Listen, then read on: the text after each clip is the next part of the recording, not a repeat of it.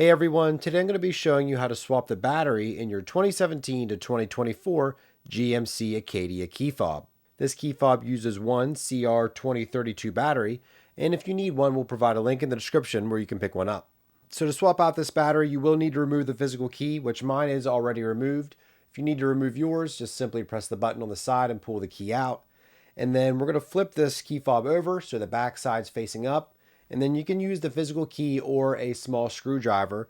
And you're going to use this small slot right here that you can see.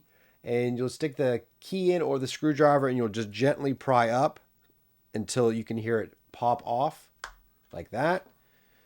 Gently remove the back off of the key fob. Set the base to the side and you can see your battery. So then we'll just use the screwdriver to get underneath the battery. Take the old battery out. Put your new battery in with the positive side facing down.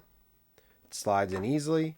And so you'll grab the base of the key fob, and if this circuit board slides out of place, like it kind of slid out of place on me, you can just slide it and seat it back in. You can kind of see the notches here in the silicone where it's supposed to seat.